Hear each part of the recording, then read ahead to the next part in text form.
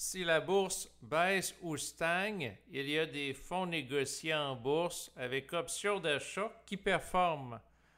En fait, cet enregistrement est en lien avec un échange que j'ai eu avec un correspondant.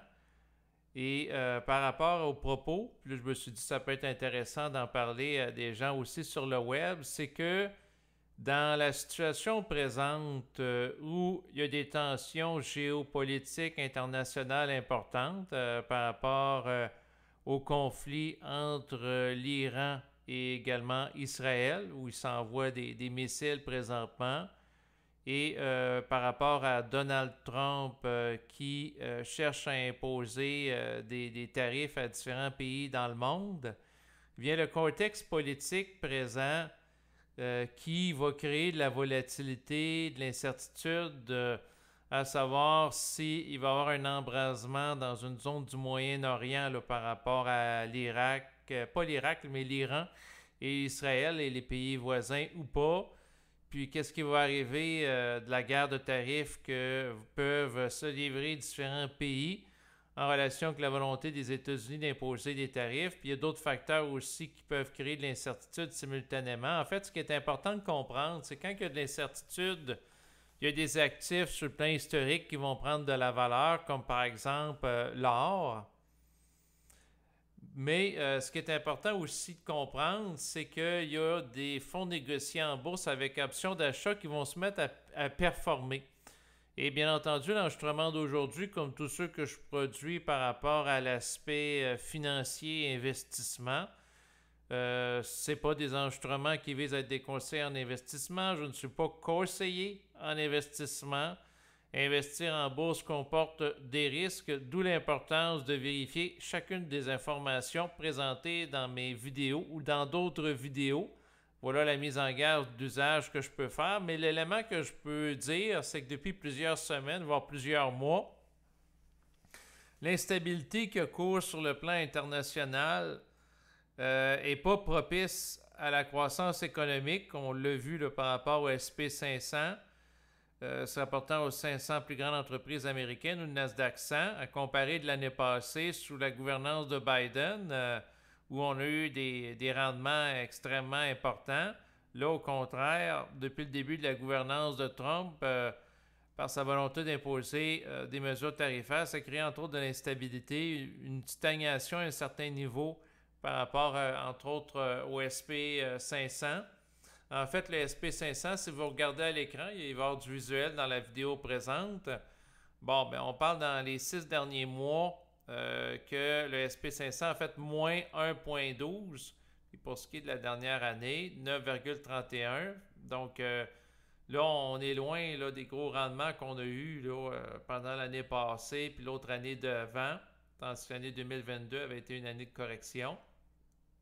En fait, il y a un gros creux là, dans le coin du mois d'avril de cette année. Après ça, ça tend à reprendre, mais ça n'a pas, si on la regarde par rapport au nombre de points, ça n'a pas dépassé le sommet qui avait été atteint en février 2025 à 6114 points. Là, on est en 5982.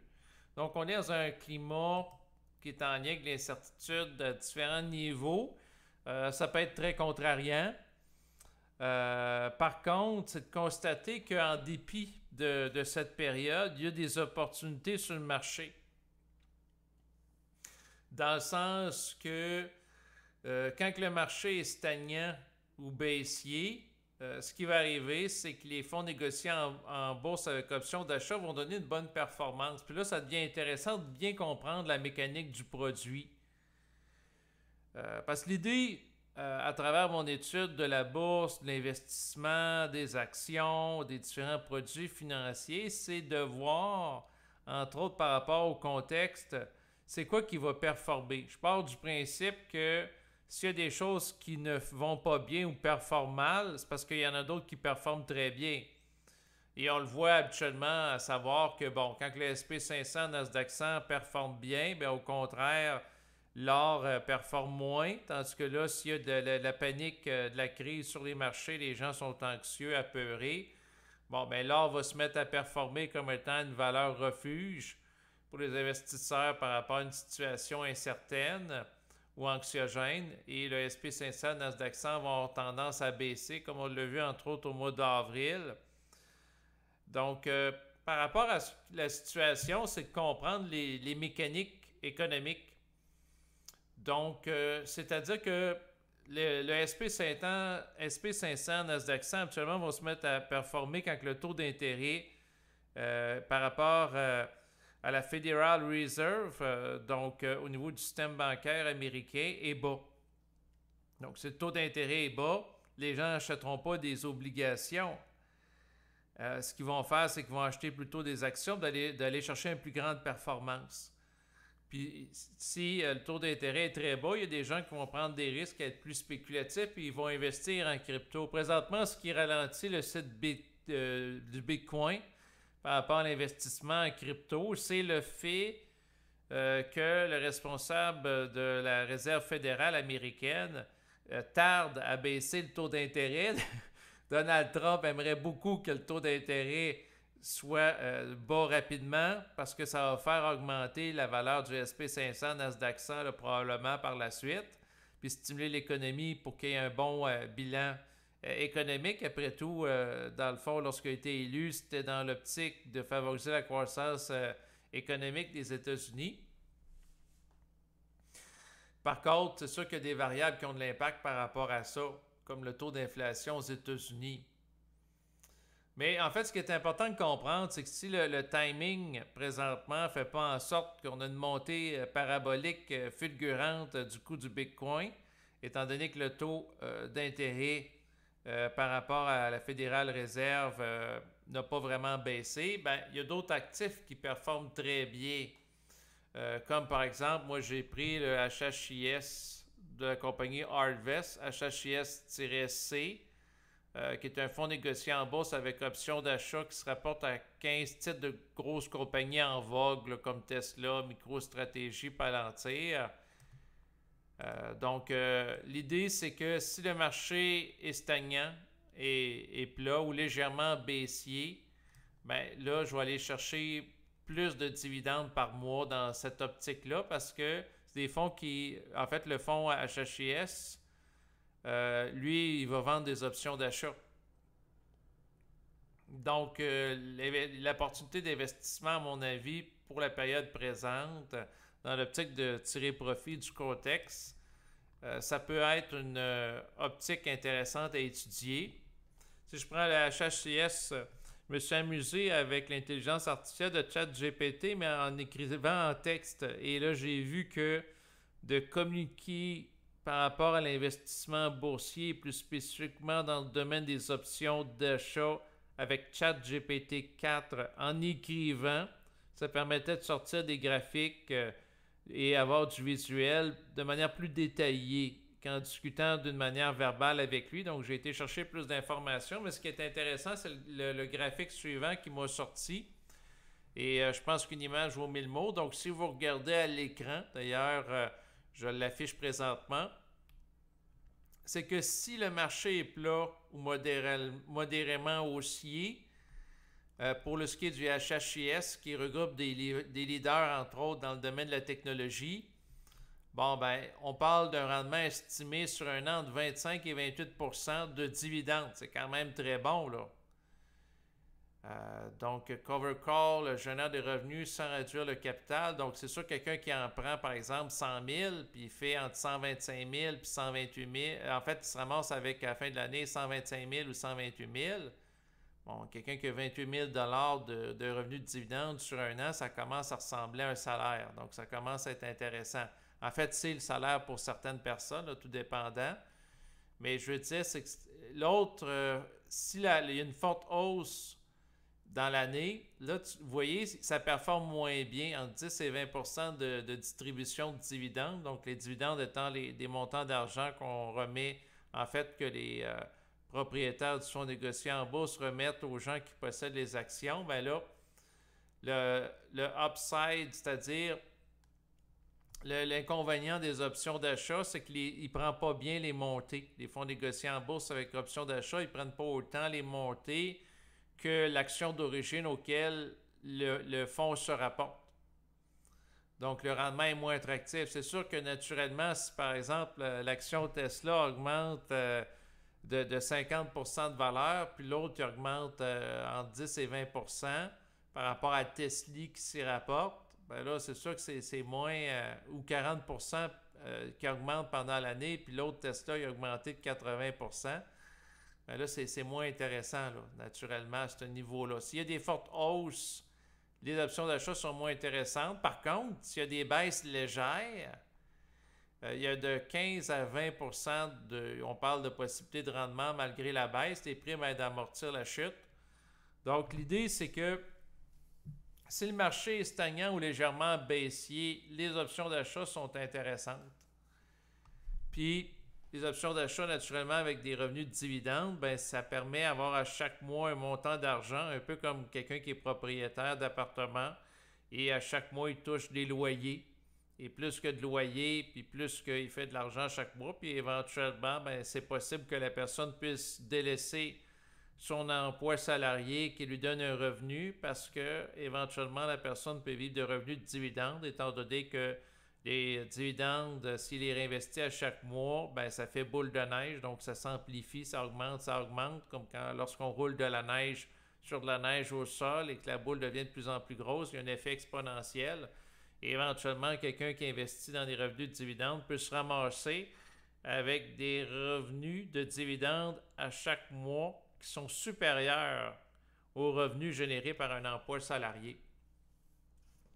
Par contre, s'il y a une chute sévère, donc une chute plus grande de 15% de la valeur du titre, rendement significatif, parce que là, c'est sûr qu'avec des revenus de dividendes, on va aller chercher les gros rendements parce que la personne fait plus d'argent que de la valeur du titre en termes de valorisation de dividendes. Par contre, en contrepartie, ça amplifie les pertes du titre boursier auquel ça se rapporte. Donc, il y a des limites aussi là, par rapport à ça. Avec ChatGPT 4, j'ai procédé à une simulation de revenus cumulés sur 12 mois avec réinvestissement de dividendes pour HHIS-C, c'est parce que c'est en dollars canadiens, en partant d'un investissement initial de 10 000 canadiens. Donc, c'est quand même intéressant. En termes risque-récompense, ce fonds-là négocié en bourse, c'est sûr c'est plus risqué que le SP500 et le Nasdaq 100. Par contre, je trouve qu'il va donner plus de rendement à comparer à d'autres fonds dans le même style. Et là, ce que je voyais, ben, c'est qu'il donnait, quelqu'un qui réinvestit les dividendes à chaque mois, ça donne 29,1% de rendement. Et avec ChatGPT, ça peut être utile pour les gens qui écoutaient, c'est que vous pouvez avoir des informations détaillées sur la croissance du capital. Donc, on parle ici d'un fonds. Si quelqu'un fait l'hypothèse qu'on achète donc pour 10 000 avec des prix de part d'action à 11,63 qui donnent chacune 25 cents la part à chaque mois, bon, ben qu'est-ce que ça donne comme rendement? Là, on parle premier mois, troisième mois, 12e mois, puis on voit à la fin que si quelqu'un réinvestit, il se ramasse avec 11 009 parts, puis il y en avait 873 au début, puis avec un revenu, en fait, d'une valeur de portefeuille de 12 907,46. Donc, c'est sûr que c'est dans l'optique d'un réinvestissement intégral des dividendes chaque mois. Donc, quelqu'un part de 10 000 puis il se ramasse à 12 907 donc il a fait 2 907 quasiment 3 000 sur un an. Je trouve ça quand même bien par rapport à la nature de l'actif. Il y a zéro gestion active à faire par rapport à ça.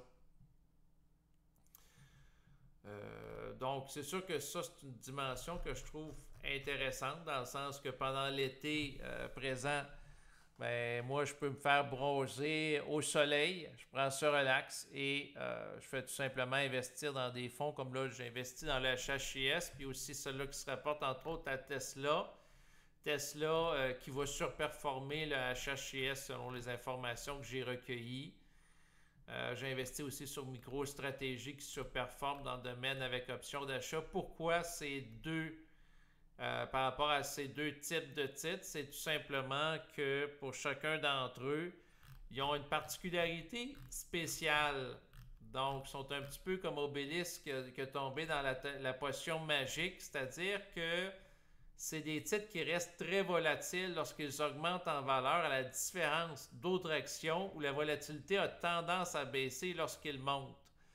Donc, comme il reste continuellement très volatile, ben à ce moment-là, ça devient super intéressant pour quelqu'un qui écrit régulièrement des options d'achat par rapport à ces titres-là, dans l'optique d'aller chercher des primes plus élevées compte tenu de la volatilité. Donc, plus que c'est volatile, plus que la personne qui écrit les options d'achat que d'autres personnes vont acheter, ben, vu que le facteur de risque est plus élevé, à ce moment-là, il peut demander des primes plus élevées, ce qui fait que par la suite, les revenus de dividendes générés par la vente des primes sur les actions d'achat augmentent. Et aussi, investir avec option d'achat, c'est une autre mentalité. C'est-à-dire que, comme j'expliquais à mon correspondant, c'est que dans le fond, comme moi j'ai investi dans Tesla, TESLY-C, puis là, selon les données statistiques que j'avais, je prévoyais faire 40% de rendement et surperformer le marché du SP500, Nasdaq 100, donc des indices, avec zéro gestion active à faire. Donc, ça ne me demande pas de temps. Il n'y a pas de surveillance, comme par exemple lorsque j'ai investi en crypto-monnaie par rapport au Bitcoin, Solana et Ethereum, bien que c'est captivant à suivre là, présentement. Donc, j'avais acheté des actions de Tesla au coût de 7,59. Et pour chacune des actions, ça me donne, donc ça c'est le coût moyen d'achat, ça m'a donné 25 cents du montant de dividendes par mois pour chacune des actions. Donc ça va me prendre environ 30 mois pour que l'action achetée se paye tout seul, soit environ 2 ans et demi. Ce qui veut dire que si je conserve Tesla-C, qui se rapporte à l'entreprise Tesla, bon, ben d'ici 2 ans et demi, par rapport au montant que j'ai investi dans les dernières semaines, parce que c'est le coût moyen, parce que j'en ai acheté au mois d'avril, au mois de mai, au mois de juin, je vais probablement en racheter aussi au mois de juillet. En fait, c'est que l'idée, c'est que ça va me prendre environ 2 ans et demi pour rentrer dans mon argent de départ, c'est-à-dire par rapport aux 7,59 qui vont avoir été produits en dividendes, et à partir du moment que le titre est payé, bien là, à ce moment-là, s'il fait d'autres dividendes, c'est vraiment un profit à 100% qui rentre dans mes poches. Et puis, quand que j'investis comme ça par rapport à une entreprise, bon, c'est sûr, Tesla, j'ai pris le temps l'entreprise auquel se rapporte ce fonds négocié en bourse, j'ai pris le temps de l'évaluer, là.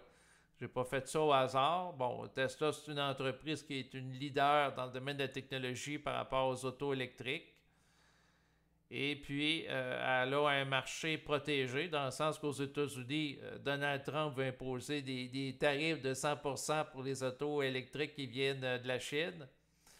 Donc, probablement que Tesla, à cause de ça, entre autres, parce que l'entreprise BYD, Bring Your Dream, pourrait aller chercher des parts de marché, mais pas aux États-Unis parce qu'il y a une politique avec les tarifs notamment qui sont mis par rapport aux produits chinois pour empêcher la pénétration massive des autos électriques chinoises dans le marché automobile américain.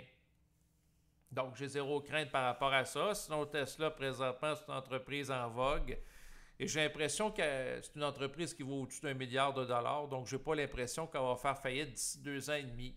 C'est sûr que le rapport par rapport au titre boursier est très différent. Parce que si on prend l'action de Tesla, c'est une action qui va beaucoup fluctuer. Quelqu'un qui achète du Tesla, ça se peut qu'à un moment donné, l'action avale 200 $, 300, 400, elle retombe à 300 $. Elle fluctue beaucoup. Et le risque, c'est qu'à un moment donné, la personne achète l'action à un prix donné. Et puis pour, dans le fond, sortir du marché, comme c'est très volatile, avec un profit, bien, il faut qu'elle calcule le moment de sortie. Tandis que moi, après 2 ans et demi, que le titre Tesla, il monte en malade, qu'il baisse en malade, je m'en fous parce que je vais avoir fait mon argent. Je vais être rentré dans mon argent. C'est un petit peu comme... j'aime pas donner cette comparaison-là parce que c'est pas jouer au casino, parce que pour moi, c'est un risque qui est calculé, là, dans le sens en investissant en lien avec Tesla. Mais le point, c'est que quelqu'un qui joue au casino, une fois qu'il a gagné suffisamment de l'argent que le casino s'est refait par rapport à la mise de départ, ben ensuite, qu'est-ce qu'il fait? Il joue avec l'argent du casino puis il est mort de rire. Parce que quelqu'un, par exemple, dépense 20$ pour jouer au casino, la minute qu'il touche 20$, puis il continue à jouer, puis il a conservé son 20$ parce qu'il y a plus d'argent que 20$.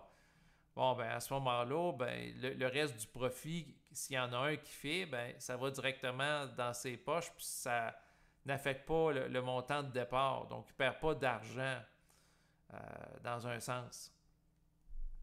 Mais c'est un petit peu le même principe. Moi, j'ai un peu la perspective, je suis peut-être un tempérament un peu pessimiste, parce que quelqu'un qui achète, par exemple, Tesla, il est à, disons, à 300$.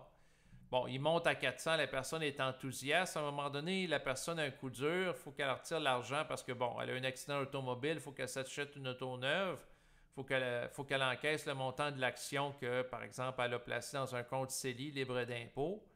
Bon, mais si le montant qu'elle a acheté de l'action était de 300$, là, il y a eu une chicane entre Donald Trump et Elon Musk où il arrive un événement choc par rapport à Tesla, puis là, ça passe à 250.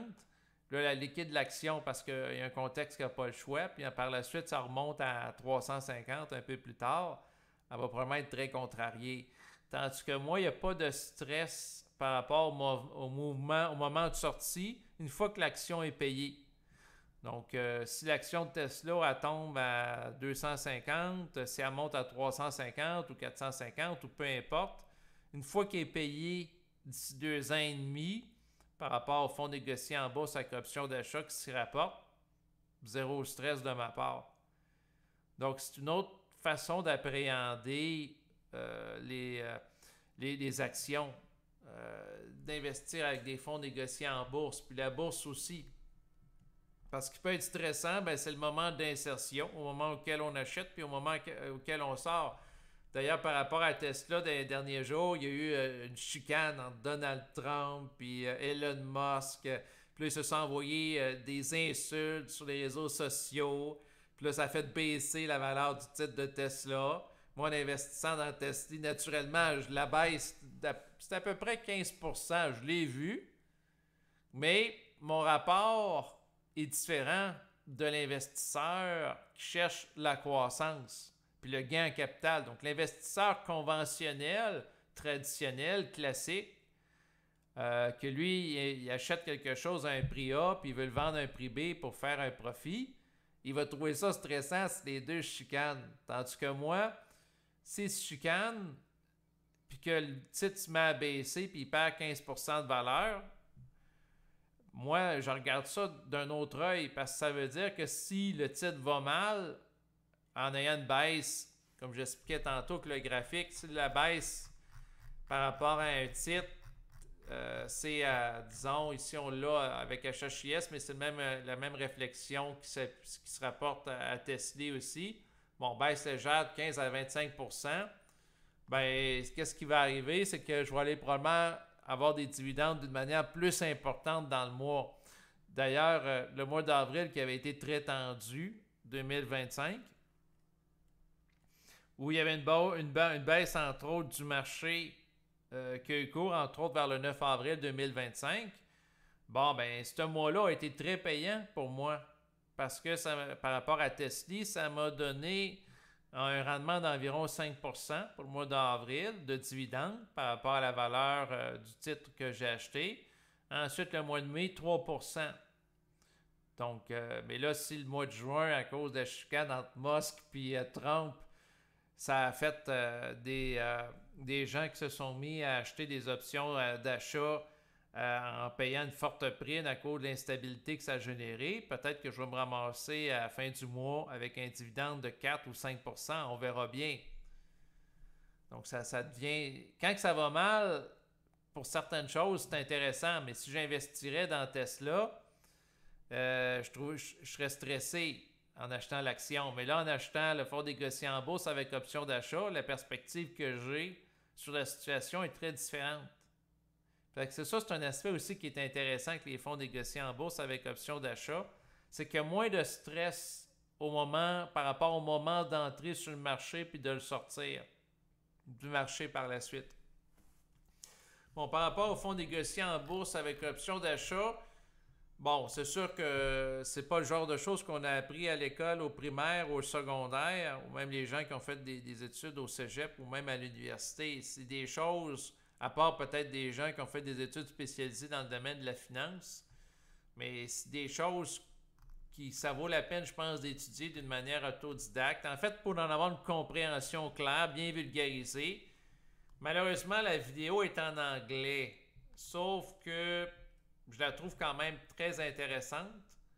En fait, c'est une vidéo qui a été produite par Simply Saved Dividends. Ça s'appelle The Dark Side of Yield Max ETFs, Dividend Cuts Ahead.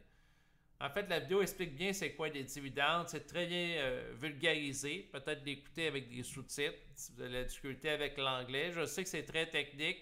Ça peut être ardu, mais je trouve que ça vaut son pesant d'or parce que j'avais de la difficulté à comprendre la notion d'option d'achat. Et en écoutant cette vidéo-là, j'ai fini par comprendre. La vidéo s'explique.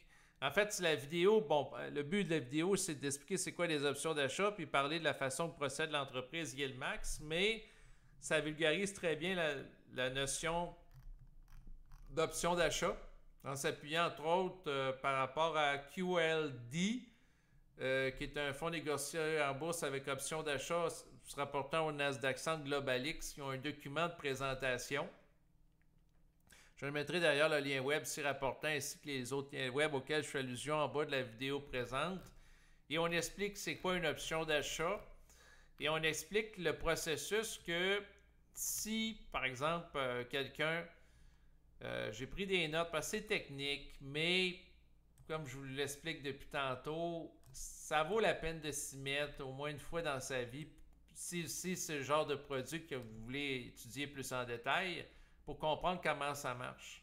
Donc, si quelqu'un vend une option d'achat qui vaut 50 $, ça va nous donner un premium en anglais, un montant de 2 $ si le coût, l'entente avec l'acheteur, c'est qu'il nous donne 2 $ pour l'option d'achat, qui va faire en sorte qu'on va lui vendre le titre qu'on y réserve pour une durée d'à peu près un mois.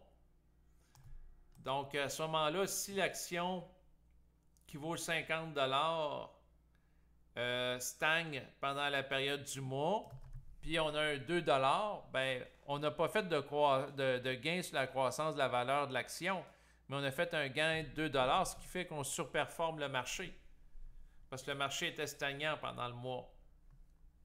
Par contre, c'est sûr que si la valeur de l'action passe de 50 à 58 $, on passe à côté de l'opportunité de faire de l'argent passivement en suivant le marché. Donc, la personne qui a fait 2 $ au lieu de 8 $ à partir d'un montant à la base de 50 $, ben, elle n'a pas fait autant d'argent. Donc, quelqu'un qui fait un montant de 2 $ par rapport à une action qui vaut 50 $, elle a fait 4 % de rendement, tandis que l'autre, lorsque l'action passe de 50 à 58 $, elle a fait 8 % de rendement, donc 2 fois plus. Donc, c'est sûr que là, elle passe à côté d'une opportunité, soit d'une plus grande croissance du capital. Donc, ça limite le potentiel de croissance de l'actif à la différence de celui qui suit passivement le marché. Donc, dans le cas présent, si 100% de l'action est utilisée pour générer des actions d'achat. Par contre, il y a des entreprises qui vont utiliser 50% du temps pour des options d'achat, puis le reste, ils laissent croître l'action pour suivre le marché puis prendre les hausses naturelles, ce qui est tout dépendant de la politique de gestion de l'entreprise. Sinon, si le marché est baissier, l'option d'achat est avantageuse parce que si, par exemple, quelqu'un a une action qui vaut 50 $ puis elle a un montant de 2 $, alors que l'action passe à 34 $ pendant la même période, la personne fait un gain de 2 $ et ça lui permet d'éviter une baisse aussi grande de la valeur de l'actif. Soit au lieu de passer à 34 $, l'actif passe à 36 $, donc ça diminue la perte. Donc ça réduit les bas, bien qu'il y ait un bas pareil. Ça n'empêche pas à l'actif de baisser. C'est juste que l'option d'achat fait en sorte que, dans le fond, la personne perd moins d'argent. Mais le problème, c'est que ça prend moins les pertes.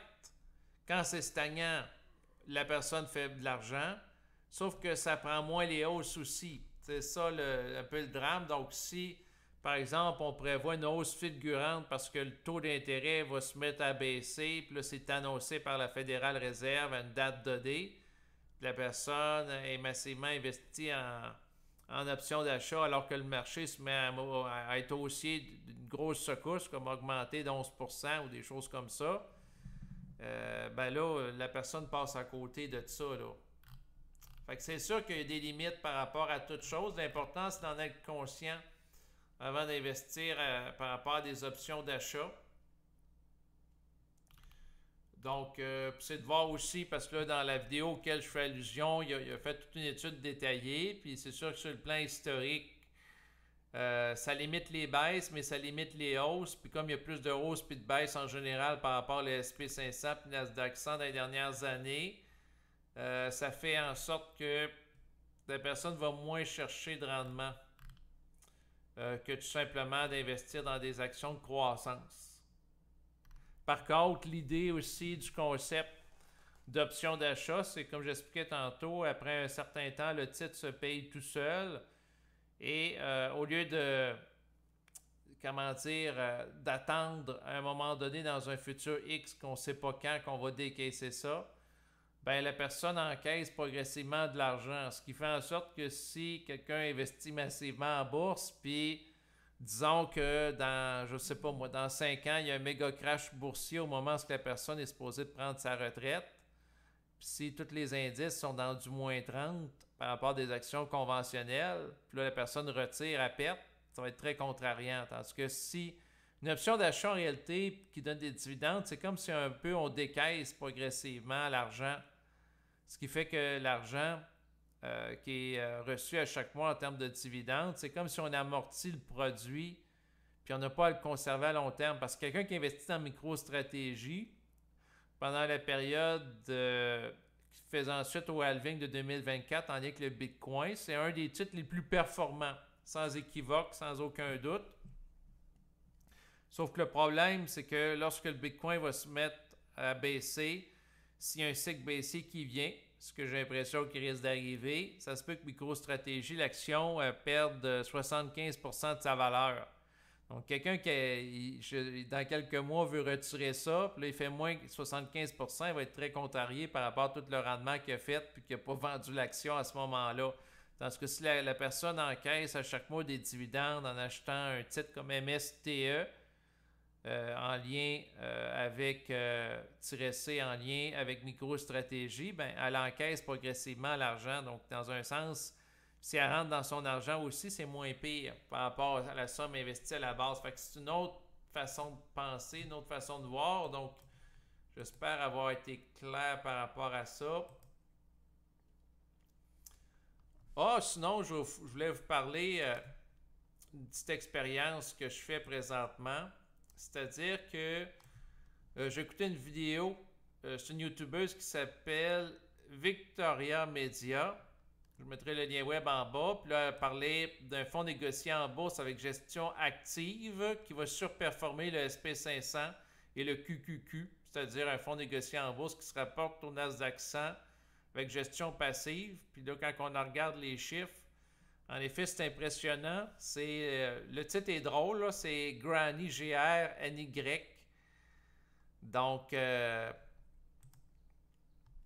Granny Shot, ça fait référence à un tir de basketball. C'est pas le plus beau type de tir, mais c'est celui de la grand-mère qui va mettre le ballon entre les jambes, là, puis elle va envoyer le ballon en l'air au lieu de passer le ballon derrière la tête dans l'optique de rentrer le ballon passer le ballon à travers le filet de basketball. Là. Le granny shot, c'est pas la stratégie qui a l'air attractive, flashy, attrayante, mais disciplinée, puis c'est une gestion active là, il y a tout des facteurs.